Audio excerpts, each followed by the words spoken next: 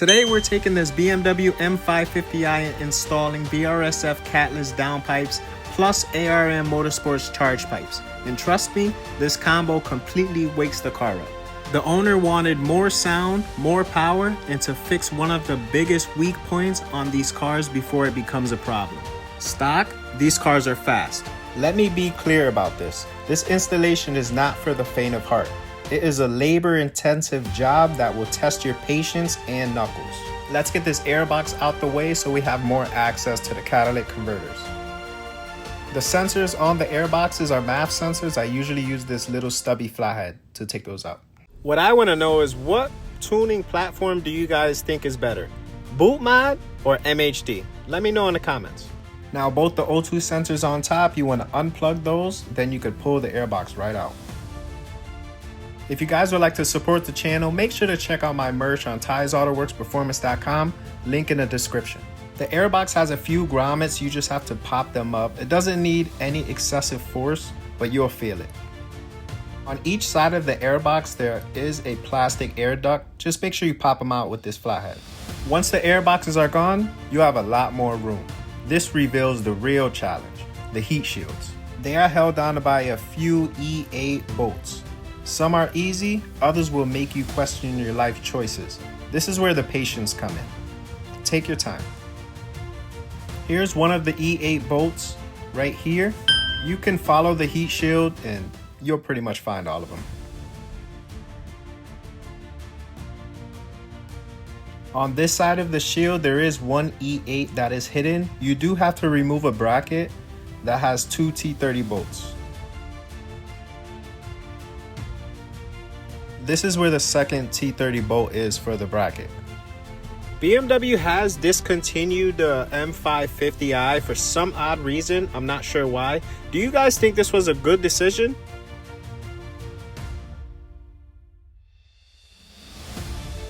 Now it's time to remove the O2 sensors. I use this little socket right here.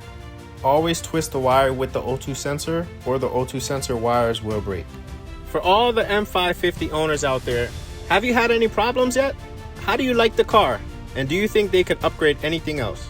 Next, remove the secondary cat O2 sensors. But before we do this, we're gonna remove the shield. Okay, I thought I'd mention, these crankcase hoses on top are very sensitive. Just be careful with them, they are fragile. Let's move on to the cats. Each cat has one V-band with a 13mm bolt. This bracket also has 3 bolts. I usually use a T40 to take them out. The cat has 2 more T40 bolts here, and we still have to take this secondary shield off. Now you want to trace the secondary O2 wires to the front connectors. These are also hidden, but all you have to do is just follow the wire.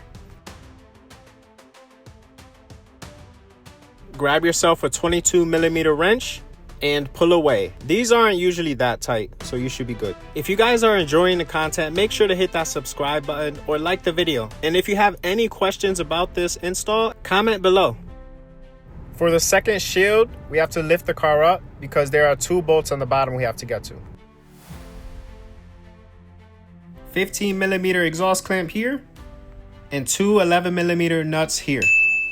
Same thing on the other side, but instead of the 2 11mm nuts, there's 2 13mm bolts. Underneath these BMWs, it is very tight, but if you have a long enough extension and a good swivel, you should be good to go.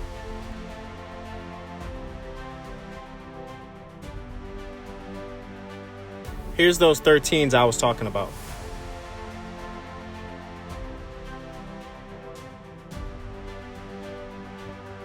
All right, on this side, my swivel and my extension didn't fit, so I had to go 1/4 inch.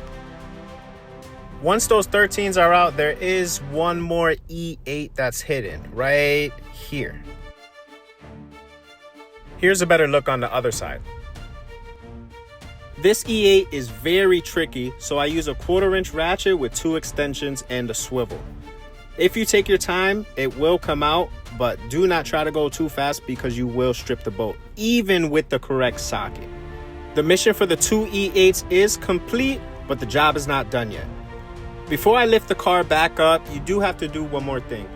The exhaust you have to disconnect from the stock cats, or these will never come out. Don't forget this side either. Finally, this secondary shield is ready to be removed. I forgot if I mentioned this or not, but there is one more bolt right here. It's a T30. We are almost there. If you've made it this far, you are the GOAT.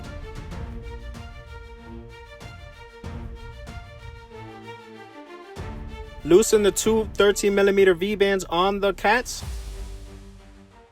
And this is where the fun really begins. This was attempt 1. I've done these countless times and I always have an issue taking them out, no matter what I do. I had to take a break. Now for attempt 2.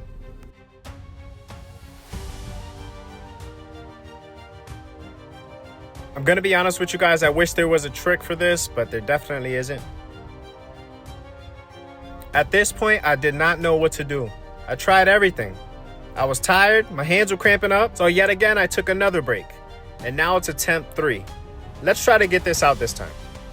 Trying to remove these cats was the most annoying thing of the day. Out of all the times I've done these, this was the most annoying. I'm telling you guys, I tried every trick in the book and nothing worked. I literally felt like I had to quit this job and find another profession until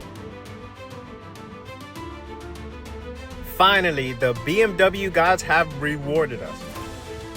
After multiple breaks and multiple attempts, the cats finally broke loose. I'm gonna tell you guys, I hope you liked the video for this one because this was definitely a tough one. After what feels like forever, the stock pipes are out. Take a second to enjoy your victory and look at the difference. It's almost comical. The stock ones are heavy and insulated. The VRSF downpipes are light, sleek, and hollow. You're holding pure performance. VRSF provides 2 exhaust gaskets. Make sure you replace these. I usually use a pick to remove the old gaskets. Installation is the reverse of removal, but thank God it's way easier. The new pipes are so slim they slide right into place. Guide them in from the top, then get back underneath. Start by seating the pipe at the turbo and getting the V-band clamp aligned before you tighten it. That seal is critical. When installing these, it's kind of a twist motion. Kind of hard to explain, so just kind of mimic what I'm doing in the video.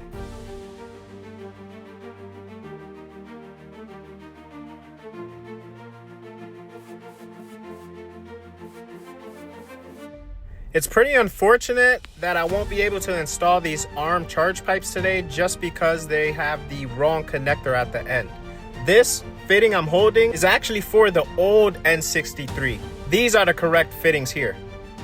Everything up top is pretty much wrapped up. We just have to go to the bottom to connect the downpipes to the exhaust. The new downpipes are in, and this is the part where you want to double check everything. Clamps tight, sensors plugged in, nothing rubbing or loose. When installing the airbox back, a good thing to do is make sure the engine bay looks like you never touched it. This is essential for customer satisfaction. I'm honestly curious how aggressive this one's gonna sound with this setup. Let's finish this up and see what it does on startup.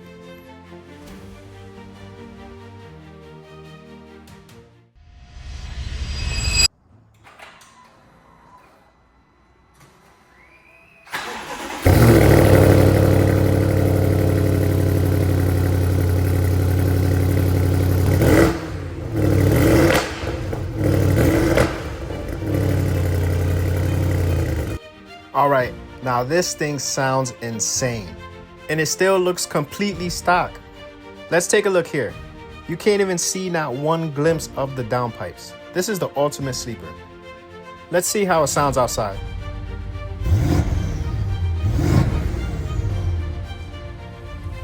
This thing sounds insane now. Definitely woke the car up.